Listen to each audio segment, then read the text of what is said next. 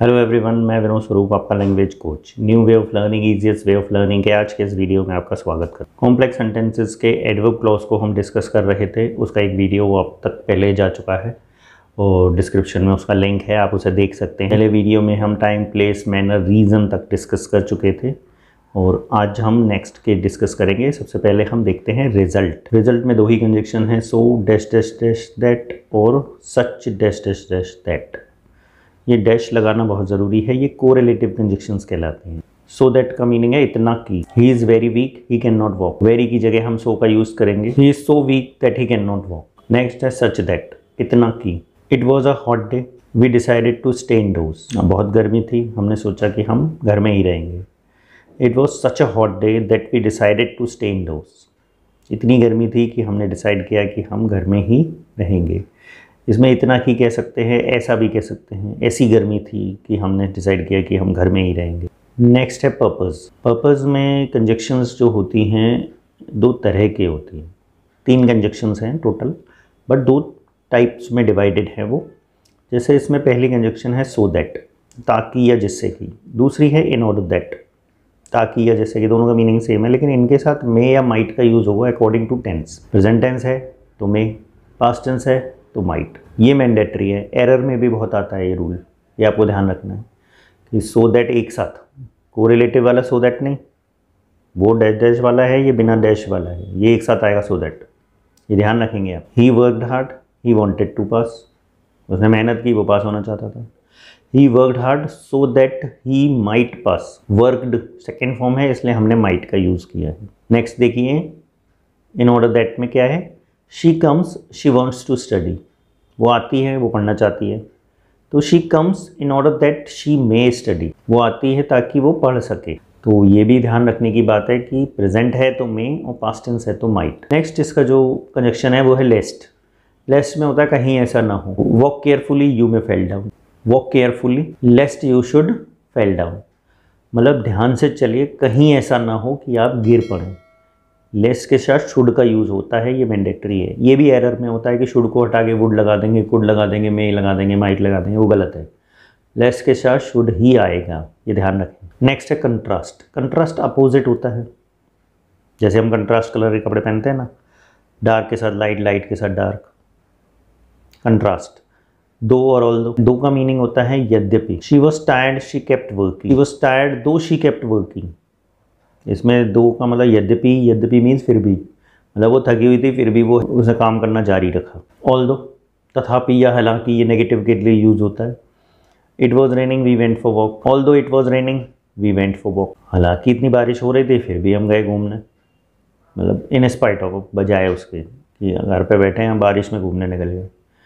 तो कंट्रास्ट को शो कर रहा है, मतलब दो विपरीत बातें होंगी। नेक्स्ट है कंपैरिजन। कंपैरिजन में आपको ध्यान रखने की बात है, इसमें जैसा कंजक्शंस दी हुई हैं, पॉजिटिव डिग्री के सेंटेंसेज अगर हैं तो एज या सो एज का यूज़ करेंगे, जो कि कोरिलेटिव है। कंपैरेटिव डिग्री में देन का यूज़ होता है।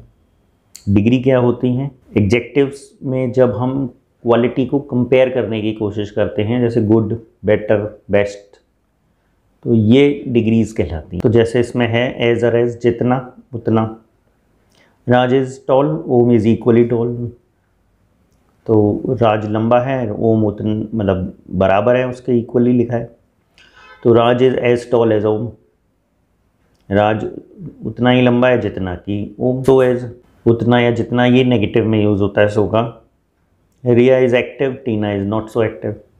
रिया एक्टिव है, टीना उतनी एक्टिव नहीं है। Tina is not so active as Riya, not के साथ सो एज, ये दोनों ही पॉजिटिव डिग्री में हैं।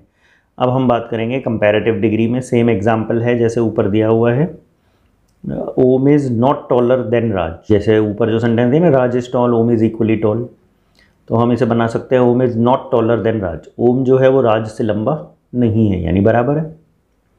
और इसमें नीचे वाले सेंटेंस यानी टीना वाले को भी हमने बना के देखा है, रिया इज़ मोर एक्टिव देन टीना। रिया ज़्यादा एक्टिव है टीना के, वो लिखा हुआ भी है कि Riya is active, Tina is not so active.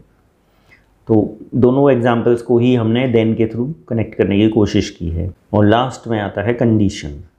Condition के जो कंजक्शंस हैं वो हैं if, unless, in case, supposing, provided that. If का मीनिंग होता है यदि, he will help you, you ask him, वो तुम्हारी मदद करेगा तो उसे पूछ लो।